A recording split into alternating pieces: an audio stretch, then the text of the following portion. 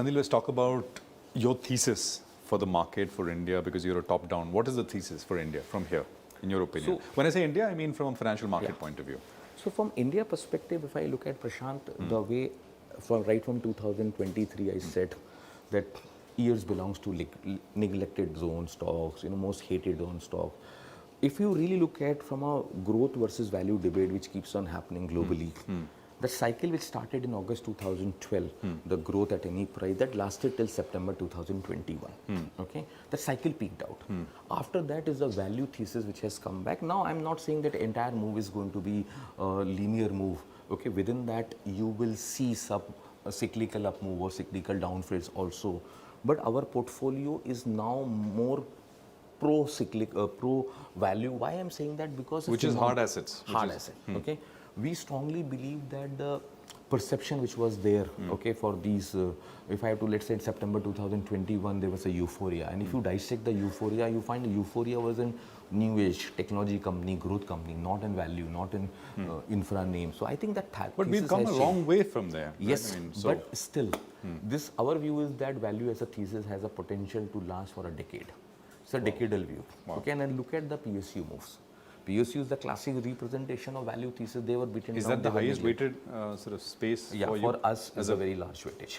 We are relatively. I mean, if you define by ownership, would you say PSUs are your? Yeah, it may be closer to, some schemes are 18 to 25% of that portfolio will be in PSUs. Okay, and do the moves make sense? And we're talking about banks, or we're talking about PSUs across the board? We have banks also, but the percentage is very small as compared to 2 years back. Okay. Now, earlier 2 years back, the so banks... So it is PSUs ex-banks largely? Largely ex-banks, ex-banks. But there also, I mean, some of the moves have been phenomenal. Railways as a sector, there's defense as a space. We have a large ownership in railway stocks in our portfolio. And you're comfortable owning them? Comfortable. Because you have to look at the thesis which you are bringing.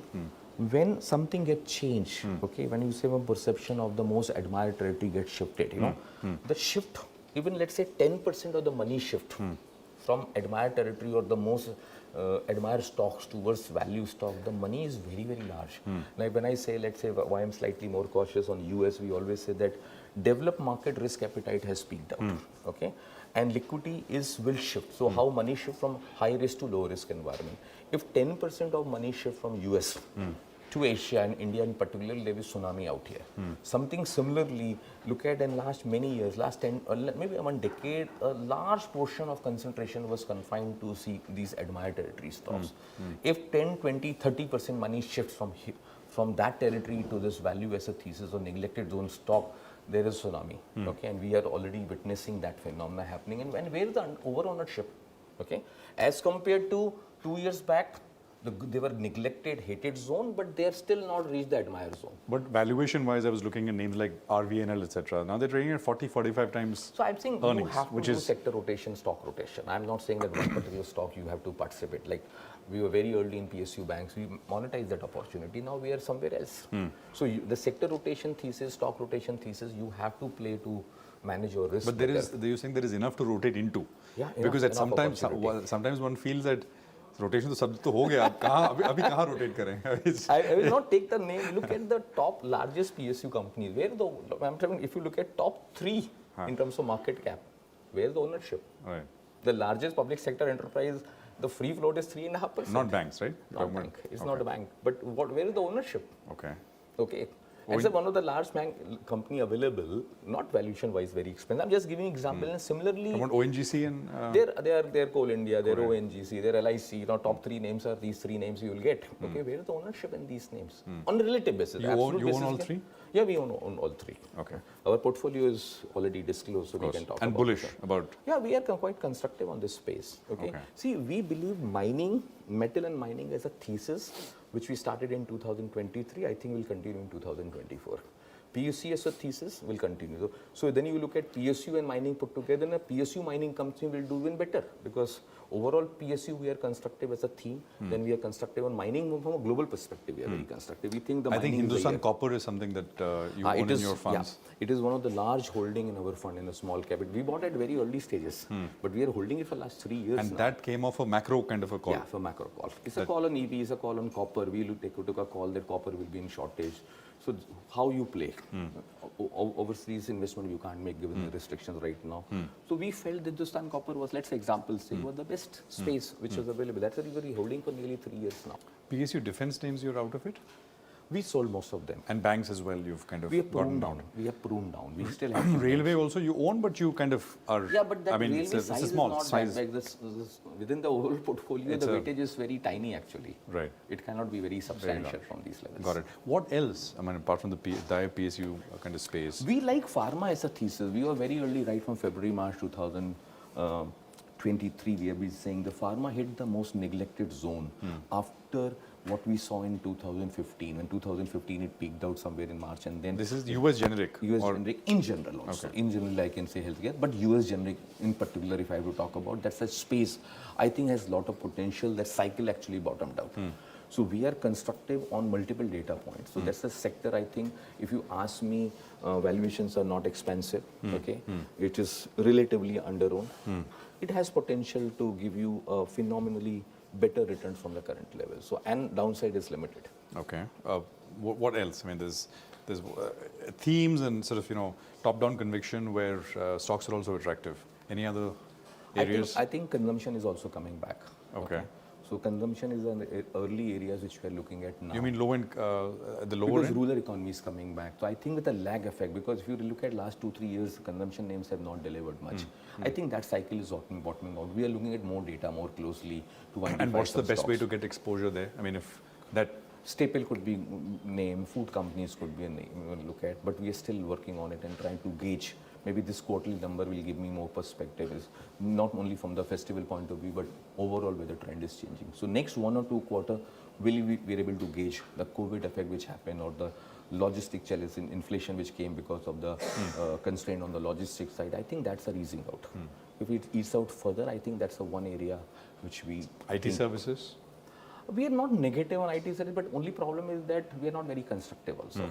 Okay, so for us is the you will not lose money, but I'm not sure whether we'll make You'll big make a money lot or of money. not. Okay, so Because let's you're not say- very bullish on the US. Yes. I mean, as a Yes, we are not very bullish. We think the BFSI spending is coming down. So overall bench is very high.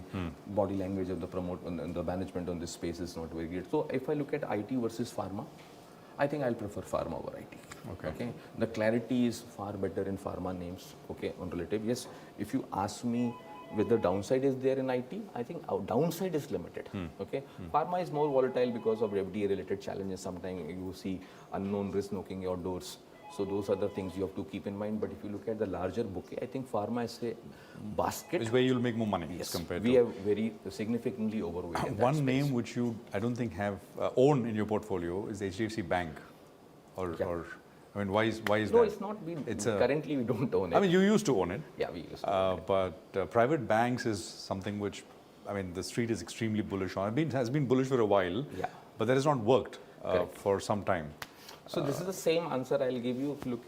If you look at the pure valuation aspect, valuation was attractive. Everybody was talking about it. It was a very consensus trade for a while. But if you start looking at the risk appetite data or liquidity analytics for the sector as a whole, then you realize some of these names actually peaked out way back in September 2022 itself. When you say peaked out, you mean Reached out a peak. Okay, when I say peak out, not in terms of prices, like risk appetite was the highest between September 2022 till September 2023. So risk appetite has peaked out, which means there is no urgency to buy for anybody. Okay, liquidity cycle is actually shrinking. Okay, so if liquidity is declining, so it's a bad combination. See, other way, when liquidity cycle rises and risk appetite is rising, you make more money. When otherwise it happens, okay, so risk appetite peaked out, liquidity shrinking is a reverse combination. Sure. So that's the area we try to prune down. So we maybe I think overall we have only 3.8% weightage in the banking as a whole, in the entire portfolio, depending on scheme to scheme. So we are grossly underweight on the banking side. and that has worked wonderfully well for you. So far it's worked very well. It has worked. But again, it's a data-driven approach, not data. on the. And if the data contra changes, call. you will. We have no problems. But as of now, it's not showing any signs of So if you changing or ask me turning. from a near-term perspective, maybe we have seen a massive sell-off, so maybe pullback rallies can be there. But to take a decisive call, I don't think they have reached those neglected zone where we get like what was pharma in February, March. okay, or IT was in September. I don't think they have reached that phase where we will say go all out and increase the exposure. And again, it's a consensus trade, grossly overowned space. Okay, so anyway we don't mimic indices, so we are very active money manager. So I look at industry closely. A lot of people look at closer to the benchmark allocation. We don't do that. Got it. Is the market in fine shape, Sandeep, or you think we should be ready for a little more volatile 2024? I mean, ups, not just ups, which everyone is just used to, and some downs as well along the way. What's your sense? So let me give you larger thesis. We have been saying India, this decade belongs to India, maybe half century belongs. Manufacturing is a cycle. Larger thesis I'm talking about looks very good to us. Anything, and again, so manufacturing is a very large thing, manufacturing, infra, as a space is doing very well. But again, as compared to maybe 2023 return, because everybody was very skeptical in the beginning of 2023, and obviously returns are far superior, you may not get something similar performance. But we are still very constructive on the entire India space. I have been talking about that we are in bull run, very decisive bull run. We are still in bull run. But easy phase of bull run is over. So you crossed the 50% mark. Maybe in certain sector, maybe certain stocks could be answer is. But if I have to look at summarize in the thing, I think maybe in 2024, at least I expect 24,000 nifty. That's sort of the minimum what I'm expecting this year. It's still a good growth. Correct. In terms of return perspective, is a good number. I don't think we have seen a stage which is very classically euphoric, Right. where we need to be worried about. But stock rotation, sector rotation is the thesis which we play, and that really help us in reducing our risk. As you said, the easy phase probably is so behind us. Sandeep, it's a pleasure having you with us Thanks here for on coming to our CNBC-TV18. office and covering us. Keep delighting your investors. Look forward Thanks, to more sir. conversations. Thank you. Thanks, sir.